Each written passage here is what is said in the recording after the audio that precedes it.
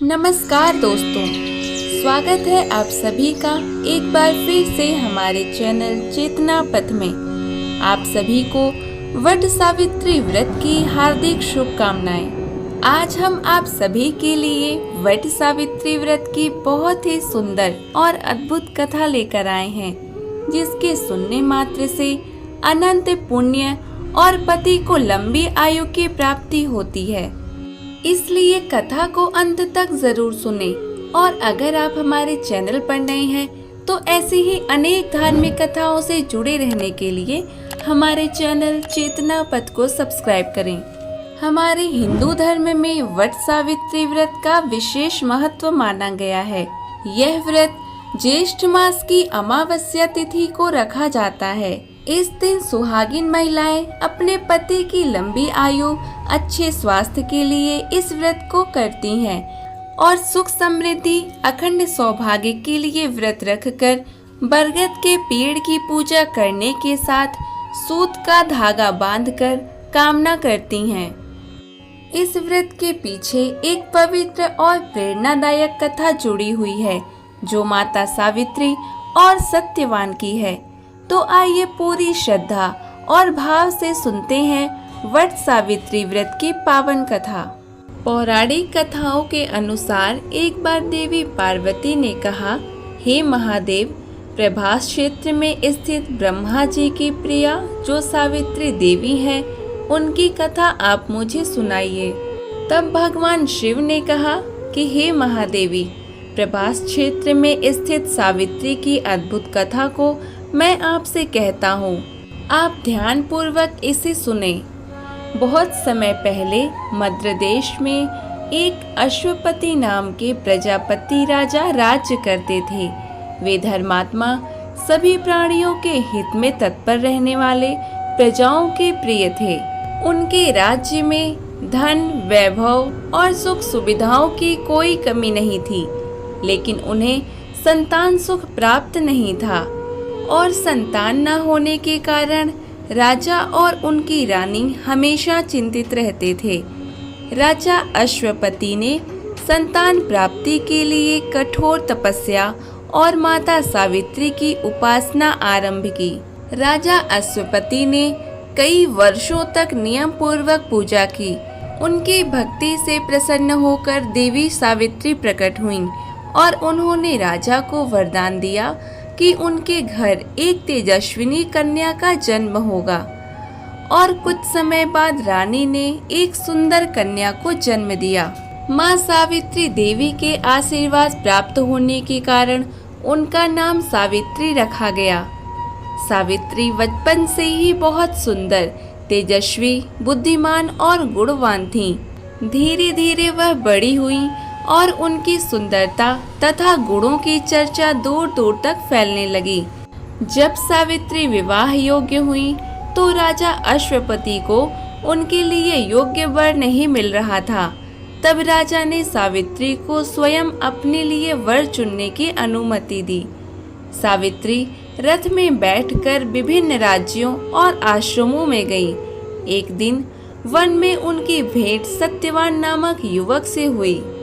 सत्यवान बहुत ही धर्मात्मा, सत्यवादी और माता पिता की सेवा करने वाला युवक था। वह वन में अपने अंधे माता पिता के साथ रहता था। सत्यवान के पिता पहले एक राजा थे, लेकिन उनका राज्य उनसे छिन गया था। सत्यवान के गुणों को देखकर सावित्री ने मन ही मन उन्हें अपना पति मान लिया। सावित्री वापस महल लौटी और अपने पिता को सत्यवान के बारे में बताया। उसी समय वहां नारद मुनि आए। उन्होंने ध्यान लगाकर बताया कि सत्यवान सभी गुणों से संपन्न है, लेकिन उनकी आयु बहुत कम है। विवाह के 1 वर्ष बाद उनकी मृत्यु निश्चित है। यह सुनकर राजा अश्वपति चिंतित हो गए और उन्होंने सावित्री को कोई दूसरा वर चुनने के लिए कहा।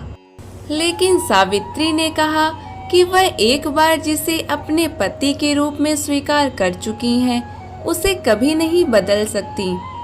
सावित्री के दृढ़ निश्चय को देखकर राजा ने सत्यवान से उनका विवाह कर दिया। विवाह के बाद सावित्री अपने पति के साथ वन में रहने लगी। वह अपने सास ससुर की सेवा करती और साधारण जीवन व्यतीत करती थी। इसी प्रकार समय बीतता गया और धीरे धीरे वह दिन निकट आने लगा जिस दिन सत्यवान की मृत्यु होनी थी। जब सत्यवान की मृत्यु के 4 दिन बचे तो सावित्री ने 3 दिन तक कठोर व्रत और उपवास किया। चौथे दिन सत्यवान लकड़ी काटने के लिए वन में गए। सावित्री भी उनके साथ वन में चली गई। वन में काम करते समय अचानक सत्यवान के सिर में तेज दर्द होने लगा। उन्होंने कहा कि उन्हें बहुत कमजोरी महसूस हो रही है। सावित्री ने उन्हें अपनी गोद में लिटा लिया। पीड़ा में आकर थोड़ी ही देर में सत्यवान ने प्राण त्याग दिए। उसी समय वहां यमराज प्रकट हुए। उन्होंने सत्यवान की आत्मा को अपने साथ ले लिया और दक्षिण दिशा की ओर चल पड़े। सावित्री भी उनके पीछे पीछे चलने लगी। यमराज ने सावित्री को वापस लौटने के लिए कहा, लेकिन सावित्री ने पति धर्म का पालन करते हुए उनके साथ चलना जारी रखा।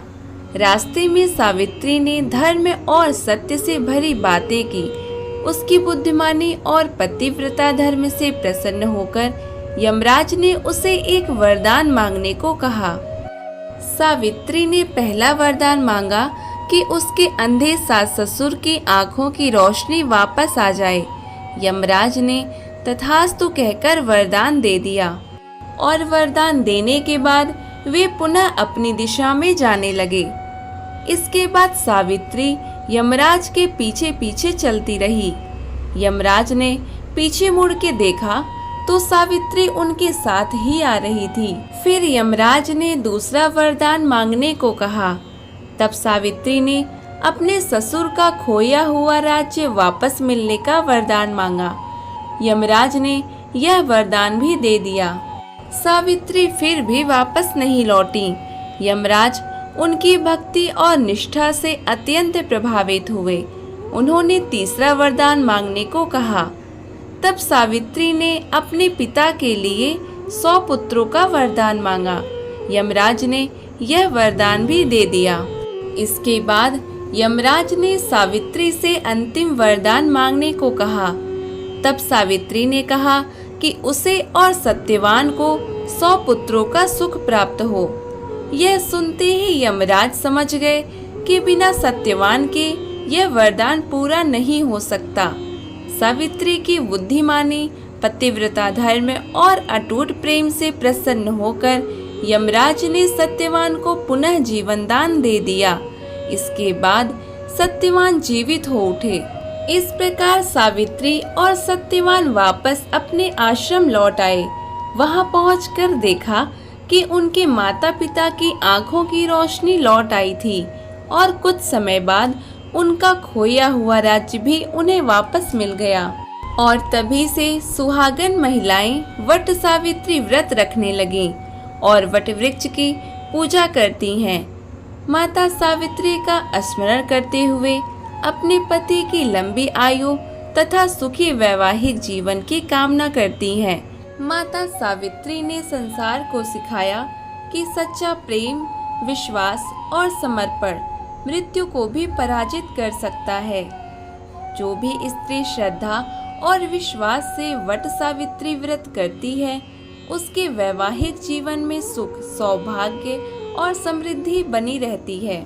इसी प्रकार माता सावित्री आप सभी पर अपनी कृपा बनाए रखें।